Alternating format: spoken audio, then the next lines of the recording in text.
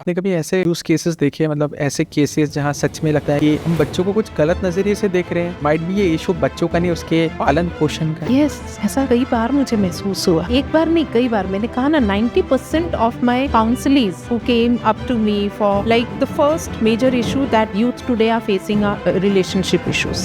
जैसे WHO ने कहा है कि मेंटल हेल्थ केवल एब्सेंस ऑफ डिजीज नहीं है, it is like a complete wholeness in a person, कि अपने आप को भी इंसान समझ सके और अपनी ड्यूटीज को एक इफेक्टिव वे में डिलीवर कर सके। How you got this गर्भ संस्कार pattern, like the way like for teaching anyone or giving a guide on this, right? So how you got this thing, the गर्भ संस्कार? Yes, I learned it. And it is like understanding a very basic concept that we call ourselves human beings. So human and being. So human is about the physical aspect, which we can see with our eyes. है ना? Human it comes from the word humus, which means soil. सो आज हमारे बीच है गुरप्रीत कौर, जो कि हमारे podcast की guest है, और ये पॉडकास्ट मेरा अभी तक का सबसे अच्छा पॉडकास्ट है। गुरप्रीत कौर एक पेरेंट काउंसलर है और जो आज हमारे साथ पेरेंटिंग ऊपर बात करने वाली है। सो इस वीडियो को पूरा देखिए। Welcome to new episode. This is Dipesh Kenagi and you are watching the DK show.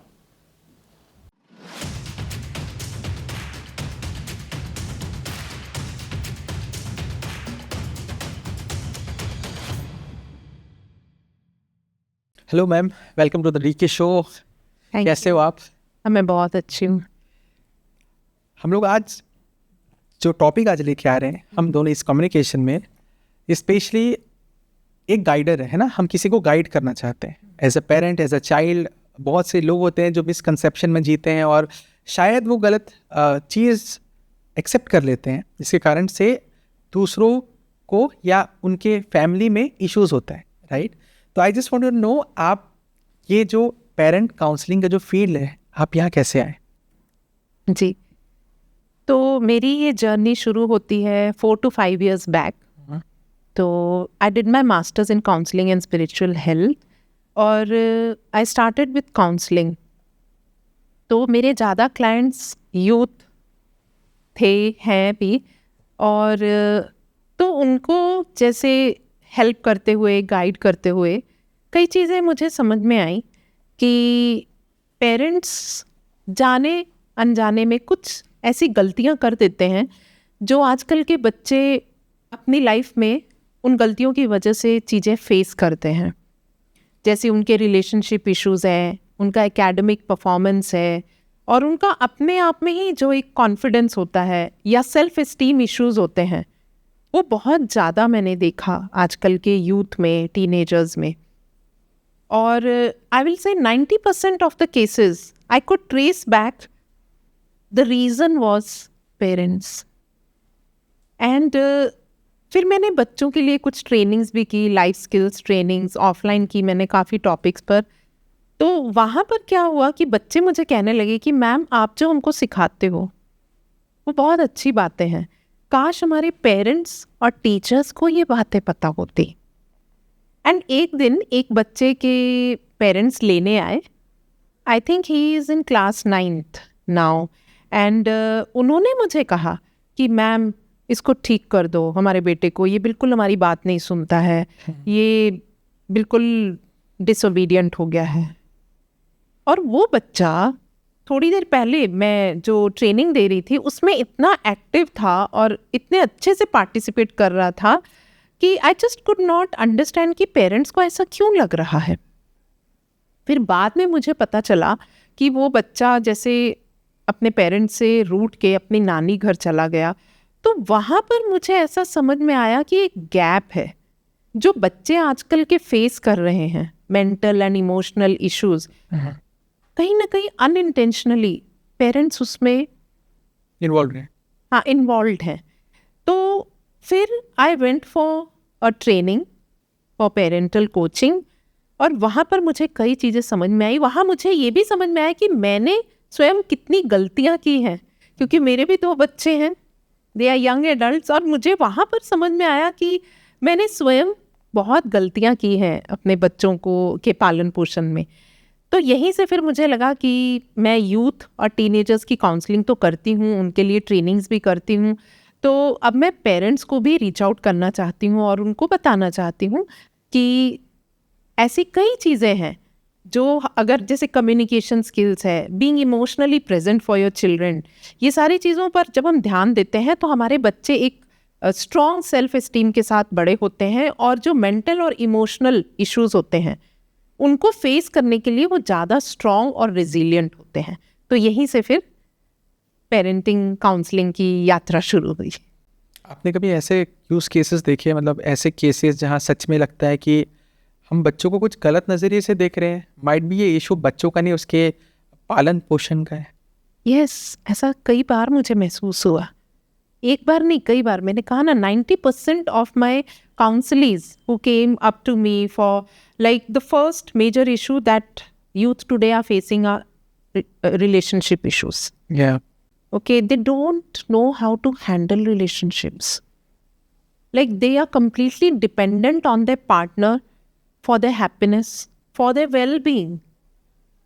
So much so कि उनको ऐसा लगता है कि अगर वो मेरे से बात नहीं करेंगे तो मेरा करियर ख़त्म, मेरी लाइफ ख़त्म। यहाँ तक वो मुझे आके कहते हैं, और कहते हैं मुझे कुछ ऐसा सिखाओ कि हमारी रिलेशनशिप नॉर्मल हो जाए। तो यहाँ पर मुझे ऐसा लगता है कि बच्चों को वो नर्चरिंग, वो नरिशमेंट जो उनको पेरेंट्स से या फैमिली से अगर मिलती तो वो शायद अपने पार्टनर्स पे इतना डिपेंडेंट नहीं होते।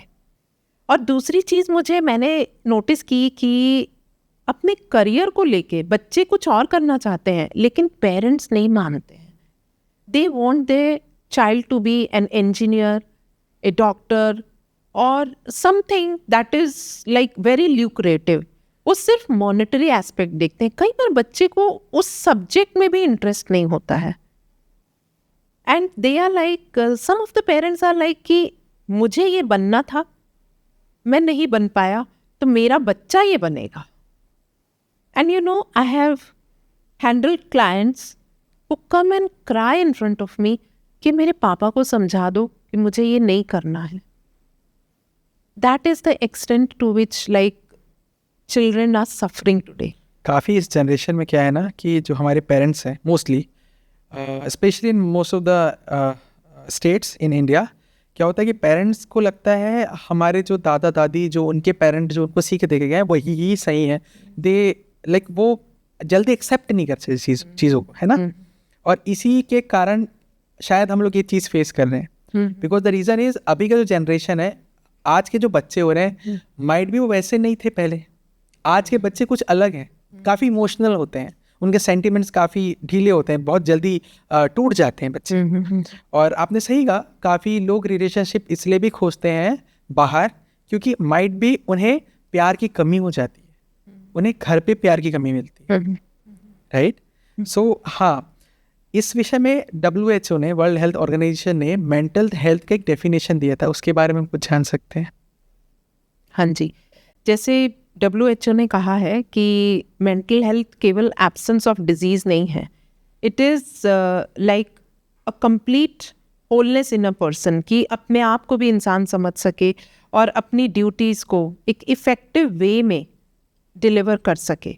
तो मेंटल हेल्थ की अगर हम शुरुआत देखें तो अगर हम कहेंगे it doesn't start after 10 years or 14 years, it starts from the moment when a person decides to become a parent. जैसे अ वुड बी मदर है और जब वो कंसीव करती है तो उसी समय उस बच्चे की मेंटल हेल्थ की नींव पड़ जाती है। अगर इसको और गहराई से समझना हो तो अगर जो वुड बी मदर स्मोक कर रही है या अल्कोहल ले रही है तो वो डायरेक्टली इम्पैक्ट करता है बच्चे की न्यूरोलॉजिकल डेवलपमेंट में, ब्रेन की डेवलपमेंट में, इनफैक्ट होल बॉडी पे। यस। एंड अगर मदर बहुत स्ट्रेस्ड है, मदर एंशियस है या डिप्रेस्ड है, या पेरेंट्स बहुत वायलेंट मूवीज देख रहे हैं, तो उसका इम्पैक्ट बच्चे पर, जो गर्भ में पल रहा बच्चा है, उस पर पड़ता ही है। और इसकी एक स्टडी भी हुई है कि अगर मदर स्मोक कर रही है अपने प्रेगनेंसी की पीरियड में तो बच्चे को ADHD होने के चांसेस बढ़ जाते हैं। इसका it has been correlated. ADHD? Yes, ADHD Define a is little bit. attention deficit hyperactive disorder. Okay. इसमें क्या होता है, बच्चा बहुत हाइपर एक्टिव हो जाता है और चीज़ों पर कंसंट्रेट करना, ध्यान लगाना, the child is not able to do it. और जैसे अगर उसको कुछ समझाया जा रहा है बच्चे को, तो वो पूरी बात समझे बिना ही वो काम जैसे ख़त्म करने की कोशिश करेगा, उसका ध्यान एक जगह लगाना उसके लिए मुश्किल होता है। तो ये क्या है, कंसंट्रेशन बहुत एक एसेट है एक ह्यूमन बीइंग की लाइफ में। अगर आपको पढ़ाई करनी है, आपको खाना भी है, तो खाने के लिए भी आपको कंसंट्रेशन चाहिए। पढ़ना है, लिखना है, ये सारी चीज़ों के लिए, बातचीत करने के लिए भी एक लेवल ऑफ कंसंट्रेशन चाहिए। और वो चीज़ें बच्चों में आजकल बहुत ज़्यादा दिखाई दे रही हैं। इसीलिए आपने देखा होगा कि भारत में एक परंपरा है गर्भ संस्कार की। जी। इसमें कुछ ऐसी प्रैक्टिसेस होती हैं जो बच्चे की कैरेक्टर और पर्सनालिटी को डेवलप करने में हेल्प करती हैं, जैसे प्रेयर है, चांटिंग है, एफर्मेशंस हैं, विजुअलाइजेशंस हैं या मेडिटेशन है, जिसमें मदर की जो मेंटल और इमोशनल हेल्थ है वो भी नर्चर होती है।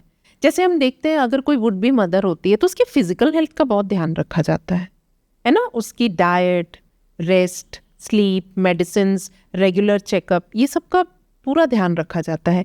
इसी तरह जब भारत में ये परंपरा थी और अभी भी है कि गर्भ संस्कार के दौरान जैसे कुछ ऐसी टेक्निक्स और प्रैक्टिसेस थी जिससे कि मदर की मेंटल और इमोशनल हेल्थ वो भी स्टेबल रहती थी, जिसका डायरेक्ट इम्पैक्ट गर्भ में पल रहे बच्चे पर पड़ता था। गर्भ संस्कार हमारे ना पुराने ज़माने के लोग और इंडियन मेथोडोलॉजी और पुराने संस्कारों में एक संस्कार था कि जब एज अ वुमेन कोई प्रेगनेंसी पे है तो बहुत राम जाप करो या चांटिंग करो, किसी गॉड को पूजा पाठ करो, इसलिए जस्ट बिकॉज द बच्चों को सही असर हो, अच्छा एनवायरनमेंट, वेदर अच्छा होना चाहिए और घर का माहौल अच्छा होना चाहिए। लेकिन ये जो टर्म है गर्भ संस्कार, ये आज के डेट पे कहाँ से आया? मतलब ये बहुत पुराना टर्म है, बट आज क्या लोग कर रहे हैं इसे? यस, करने वाले कर रहे हैं and they are getting amazing results. मेरा खुद का एक एक्सपीरियंस है कि मेरी एक क्लाइंट थी एंड उसकी 2 बार कि 3 बार मिसकैरेज हो गई थी। अच्छा। So when she conceived, I think it was before corona, and when she conceived she was in fear, a lot of fear कि फिर से वो चीज़ें रिपीट ना हो जाएं। तो उसकी कुछ काउंसलिंग की and then I helped her with like with गर्भ संस्कार प्रैक्टिसेस।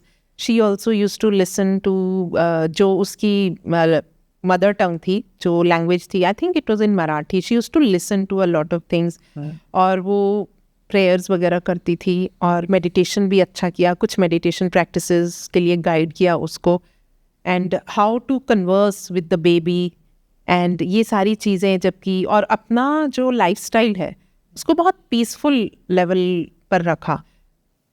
तो she is getting amazing results. Today her boy is of I think 4 to 5 years or I think 6 years and like she's getting such good results. और जो उसकी delivery भी हुई थी वो it was nothing less than a miracle because gynecologist ने कहा था कि it is going to be a cesarean delivery because of some complications. Yet she said I was very firm on my thoughts that everything is going to be normal and okay. And it happened that way. And it is a surprise to the gynecologist till date that how it happened.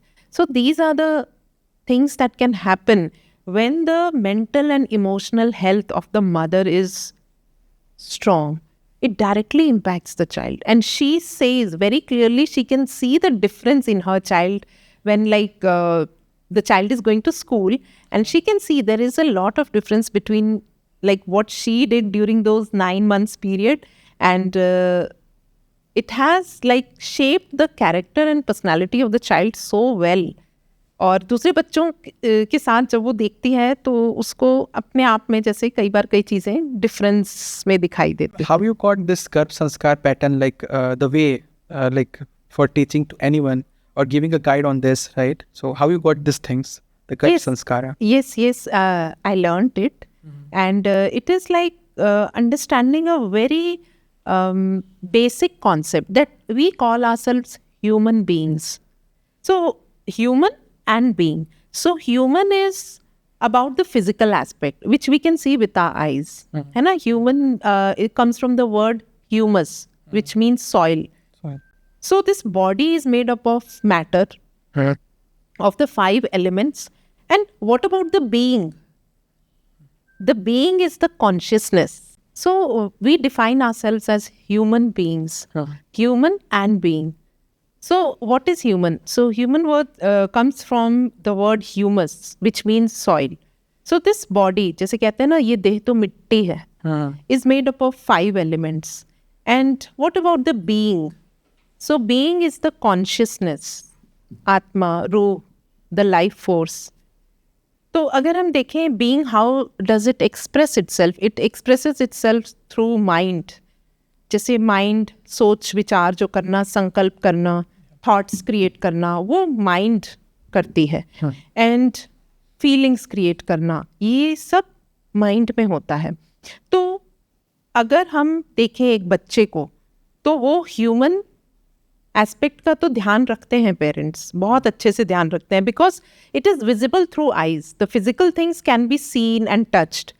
तो जैसे हम बच्चे की diet का ख्याल रखते हैं, sleep का ध्यान रखते हैं, और सारे कंफर्ट्स एंड फैसिलिटीज़ का ध्यान रखते हैं, बच्चों के एजुकेशन पर भी हम बहुत अच्छा ध्यान देते हैं, विच इज़ गुड. बीइंग को कितना नर्चर कर रहे हैं हम बच्चे के अंदर? वो thinking skills and how to handle the feelings, ये सारी चीज़ें भी पेरेंट्स देते हैं.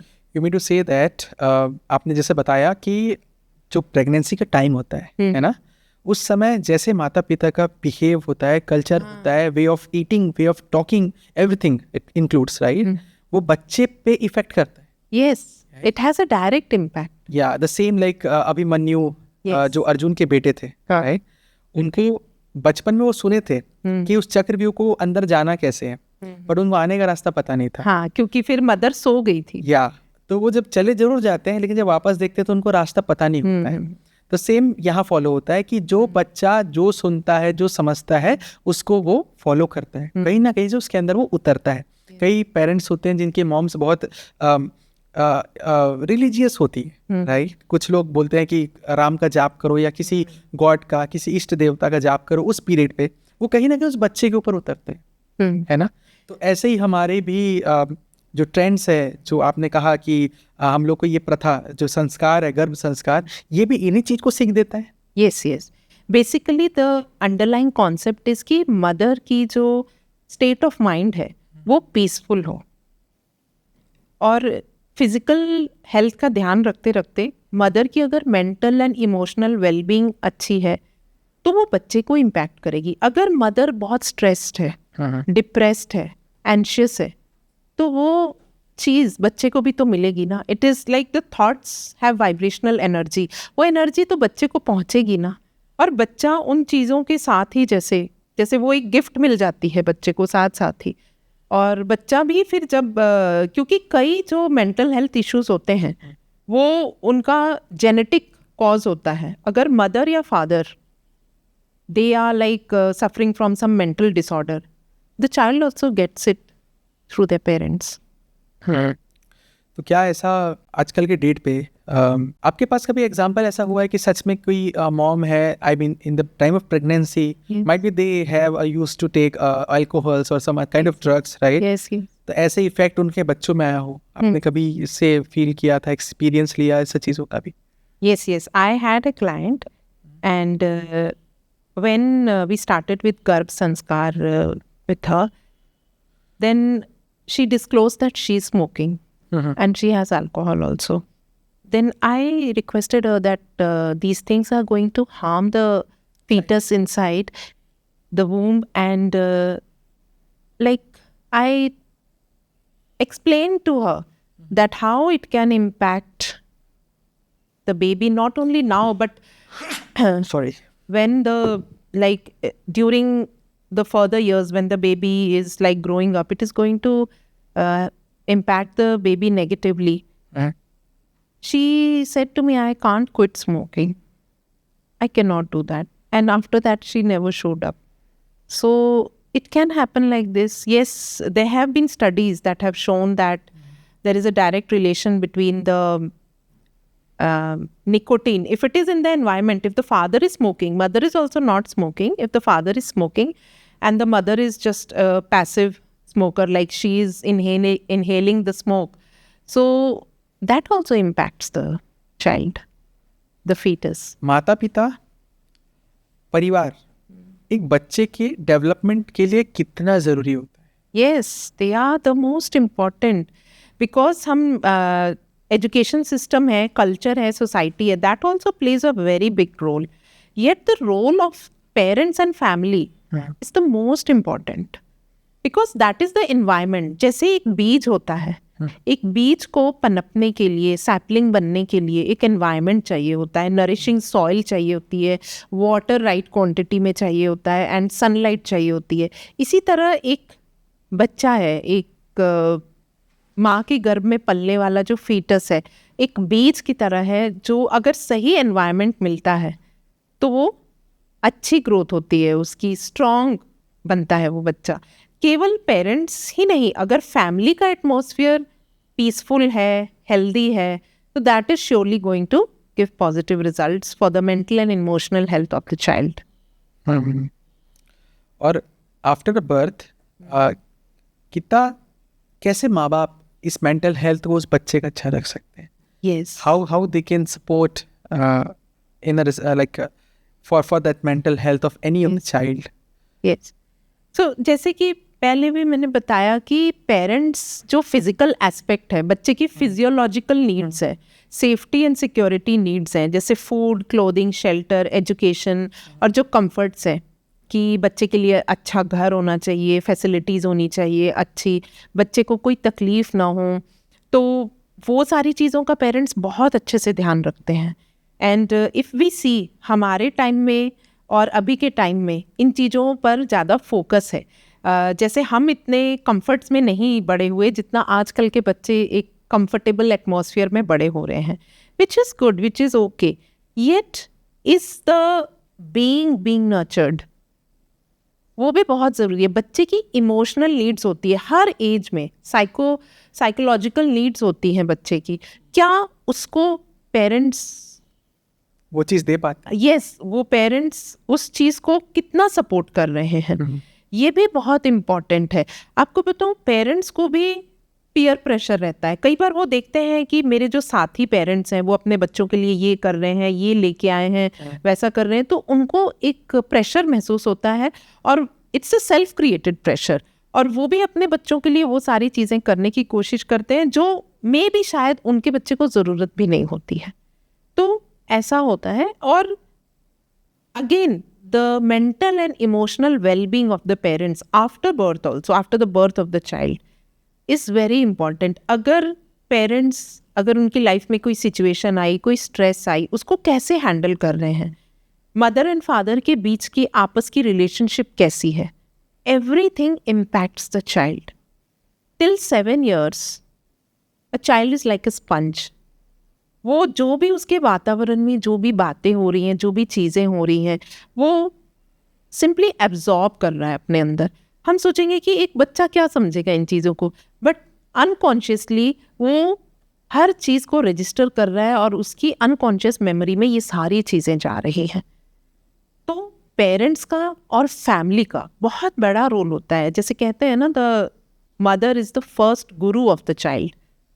जैसे हम शिवाजी का एग्जाम्पल देखते हैं, तो his personality was shaped by his mother. She had a big role. Similarly अगर हम देखें तो मदर का तो रोल है ही, फादर का भी रोल बहुत इम्पॉर्टेंट है. How they speak to each other, what is the atmosphere of the family in the house, ये सारी चीज़ें बच्चा सबसे पहले वहीं से सीखता है. आज के डेट पे ड्यूरिंग प्रेगनेंसी और जब बच्चे छोटे होते हैं, आजकल आ गया है नेटफ्लिक्स का ज़माना, आजकल आ गया है सोशल मीडिया का ज़माना. काफ़ी पेरेंट्स काफ़ी वायलेंट मूवीज़ देखते हैं, काफ़ी वल्गर मूवीज़ भी देखते हैं. Is it really effect to the child as well? Certainly, it is going to impact.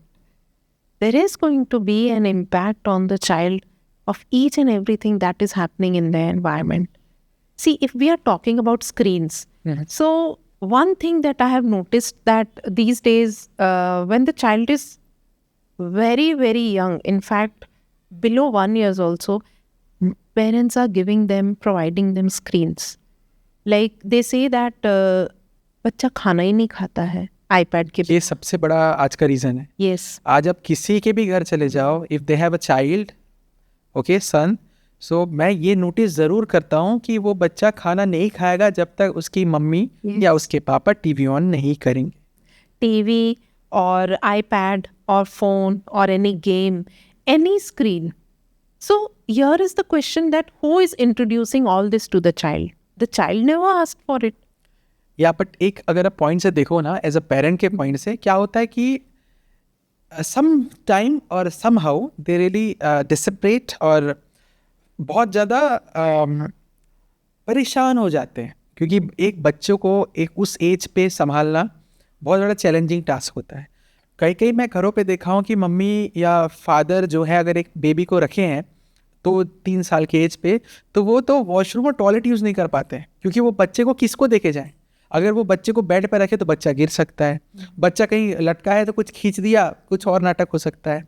इसलिए पेरेंट बहुत ना डेस्परेट हो जाते हैं उस चीज़ों में और बोलते हैं कि चल यार, कम से तू खाना खाएगा तो एक काम कर ले, मैं टीवी लगा देता हूँ, शांति से टीवी से खाना खा ले. This is one of the reason I feel that there are a lot of parents that they used to they used to accept this kind of techniques to be in this movement. But still, ऐसा आपके according even as a parent counsellors ऐसा नहीं करना चाहिए, right? Just because कहीं ना कहीं हम उनको एक काइंड ऑफ जहर दे रहे हैं, क्योंकि बच्चा स्क्रीन से बाहर नहीं आ पा रहा है, right? It's one of the thing that Yes. So it's important to understand in this. There is a lot of things to be understood.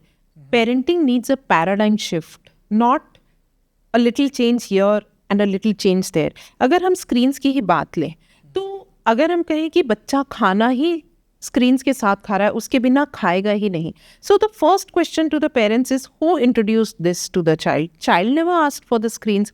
और अगर हम अपना समय देखें तो हमने तो कभी भी स्क्रीन्स के साथ खाना नहीं खाया. Exactly. और ऐसा तो नहीं कि हम भूखे रहे या हमारी हेल्थ नहीं बनी. सारे घरों पे टीवी नहीं. तो वही चीज समझने की बात है. It is parenting out of ease, parenting out of comfort, क्योंकि ये चीज अवेलेबल है. तो कहीं पर किसी एक पेरेंट ने यूज की, 2 ने यूज की, अरे it's very easy to just put the food into the mouth of the child and finishing the duty of feeding the child. Do you think it is going to help the child in the long run?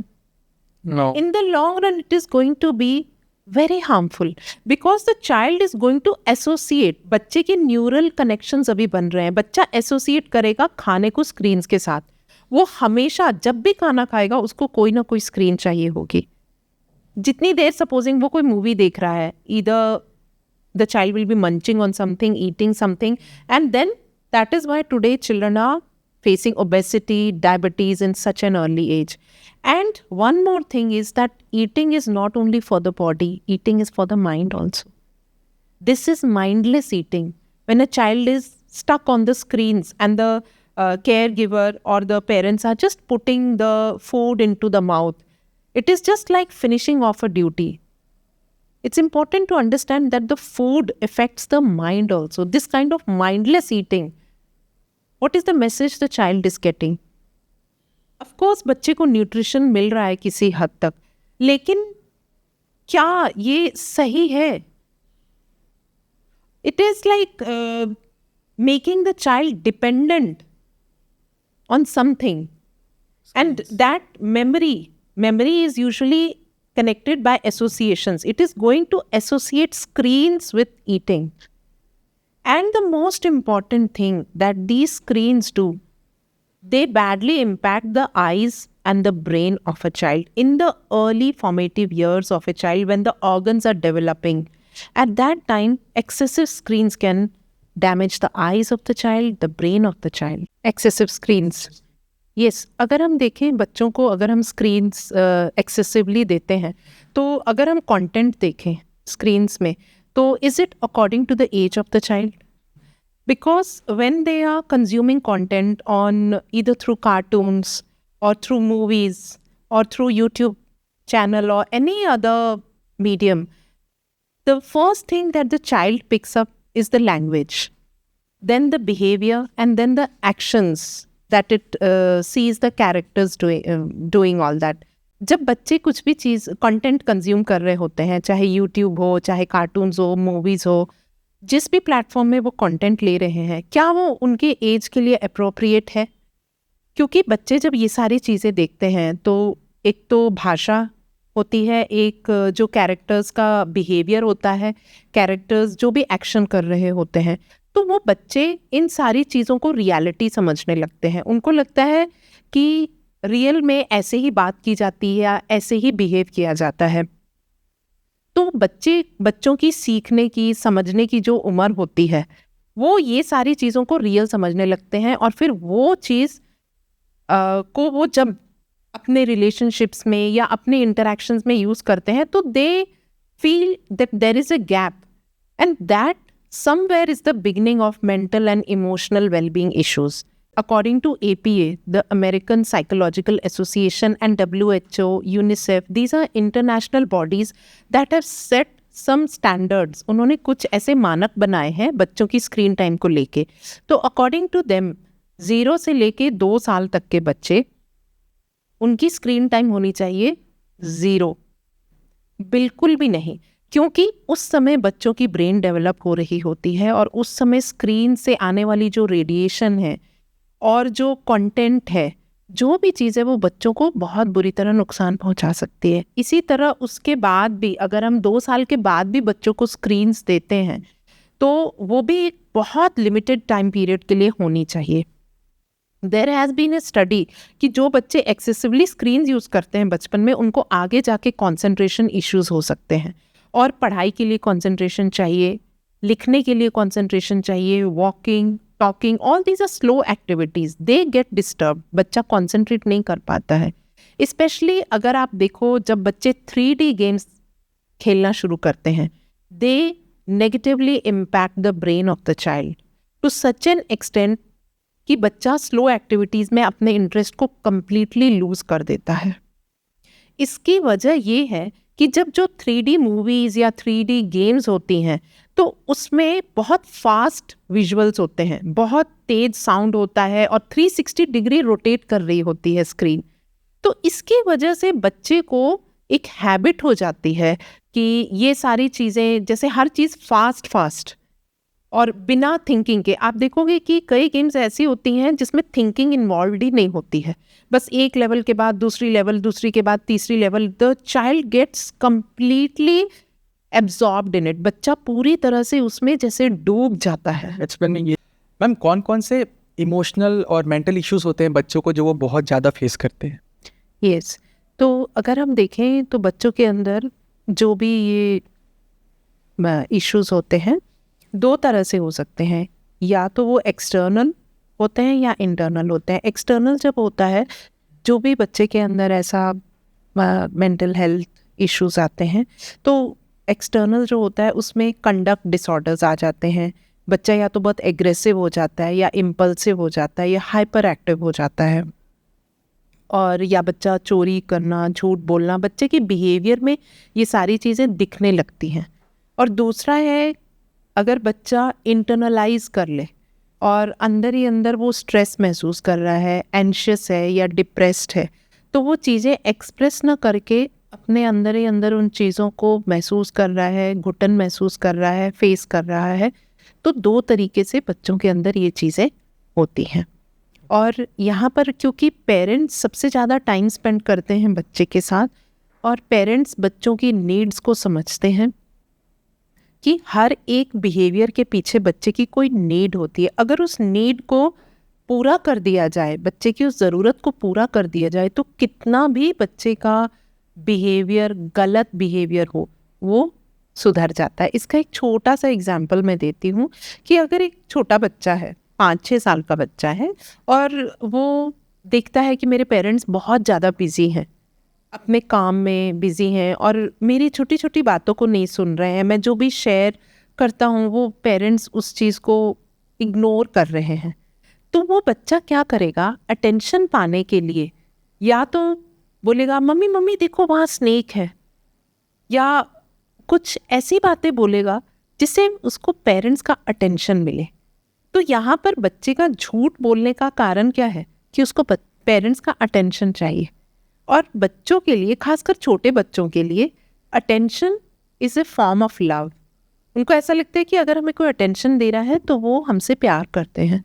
तो प्यार अगर बच्चों की एक need है तो उसको वो अपने बिहेवियर से शो करते हैं। अगर कोई बच्चा बहुत एग्रेसिव है, इम्पल्सिव है, और पेरेंट्स इस चीज़ को समझे कि बच्चे की कौन सी ज़रूरत है, नीड है, उसको समझ के अगर उस ज़रूरत को पूरा कर दिया जाए तो बच्चे के अंदर बिहेवियर अपने आप चेंज हो जाता है। And madam, how can parents deliver the responsibility for ensuring a good mental health or emotional health for a child? Yes, तो यहाँ पर पेरेंट्स कुछ पॉजिटिव पेरेंटिंग प्रिंसिपल्स को यूज़ कर सकते हैं। अगर मैं उनको ब्रीफ में बताना चाहूँ तो सबसे पहले पेरेंट्स का पर्सपेक्टिव क्या है, कि वो पेरेंटिंग को एक बोझ समझ रहे हैं या जस्ट एक ड्यूटी है। क्या वो पेरेंटिंग को इंजॉय भी कर रहे हैं? जैसे कहते हैं कि बच्चे भगवान की देन है, क्या वो सचमुच उस नज़रिए से पेरेंटिंग को इंजॉय कर रहे हैं? दूसरी चीज़, वो बच्चों के प्रति क्या पर्सपेक्टिव है, केवल ह्यूमन एस्पेक्ट नहीं, बीइंग को भी नर्चर और नरिश कर रहे हैं कि नहीं? फिर बच्चों के अंदर हेल्दी हैबिट्स, क्या वो बच्चों के अंदर हेल्दी हैबिट्स नर्चर कर रहे हैं? क्योंकि हैबिट्स से ही बिहेवियर बनता है, एटीट्यूड बनता है। और अगर बच्चे के अंदर बचपन से ही हेल्दी हैबिट्स, चाहे वो अपनी हेल्थ को लेके हो, चाहे अपने आप को एक्सप्रेस करने के लिए हो, चाहे अपने कंडक्ट को लेके हो, जैसे भी हो, अगर बचपन से ही ये नींव मजबूत हो तो आगे जाके बच्चों की जो मेंटल और इमोशनल वेलबींग है वो बेस्ट रहती है। इसी तरह कम्युनिकेशन है, पेरेंट्स और बच्चों के बीच या पूरी फैमिली में ही कम्युनिकेशन पैटर्न क्या है, ये भी इम्पॉर्टेंट है।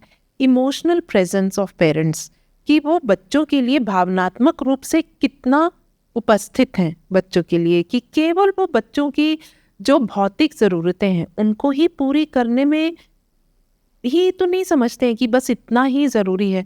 अगर वो बच्चों के लिए इमोशनली प्रेजेंट हैं, बच्चों के लिए कि यस मैं आपके लिए हूँ, चाहे आपके जीवन में कैसी भी परिस्थिति आ जाए, I am here to support you, क्या वो बच्चों को ये अश्योरेंस और सिक्योरिटी देते हैं? अगर ये होता है तो बच्चों की मेंटल और इमोशनल वेलबींग अपने बेस्ट में रहती है। इसी तरह आपस में बॉन्डिंग कैसी है, आपस में जो बॉन्डिंग होती है उसको कैसे नर्चर किया जाए, कैसे स्ट्रॉन्ग किया जाए, ये भी एक पॉजिटिव पेरेंटिंग प्रिंसिपल है। बच्चों के अंदर आने वाली परिस्थितियों को कैसे हैंडल करना है, कैसे फेस करना है, बच्चों के अंदर रेजिलियंस स्किल्स कैसे लानी है, तो ये स्टेप बाय स्टेप बचपन से ही पेरेंट्स बच्चों को सिखा सकते हैं। लेकिन ये सब कुछ तभी होगा जब पेरेंट्स खुद मेंटली और इमोशनली स्टेबल होंगे, स्ट्रॉन्ग होंगे, तभी वो अपने बच्चों को वो चीज़ पास ऑन कर सकते हैं। केवल जो एक विरासत होती है, जैसे हम कहते हैं कि पेरेंट्स की जो प्रॉपर्टी होती है बच्चे हकदार होते हैं उसके, वो विरासत तो है ही, लीगली बच्चे उस चीज़ को है ही हकदार है। एक बहुत बड़ी विरासत है जो पेरेंट्स बच्चों को देते हैं, जो दिखाई नहीं देती है। कौन से मूल्य, कौन से सिद्धांत हैं, कौन से ऐसे जीवन के प्रिंसिपल्स हैं जो पेरेंट्स अपने बच्चों को दे रहे हैं, मॉरल अवेयरनेस कितनी बच्चों को दे रहे हैं, ये वो विरासत है जो पेरेंट्स बच्चों को अगर देते हैं तो बच्चों के अंदर मेंटल और इमोशनल हेल्थ एकदम अपने बेस्ट में रहती है। तो यहाँ पेरेंट्स का रोल बहुत बड़ा है। Yes, the education system, culture, society, media अपना रोल प्ले करती है, लेकिन पेरेंट्स का रोल सबसे इम्पॉर्टेंट होता है। Ma'am, thank you so much that you are here and being a part of our podcast. So बहुत अच्छा लगा आपसे मिलके, आपकी बातें सुन के और आपसे बहुत कुछ सीख के कि किस प्रकार एक सही माँ बाप बने और अपने बच्चों को एक सही शिक्षा और सही मेंटल हेल्थ, फिजिकल हेल्थ हम प्रदान करें अपने अच्छे मार्गदर्शन से। Thank you so much. Thank you, it was a joy to be here, मुझे बहुत खुशी हुई। Thank you. यप।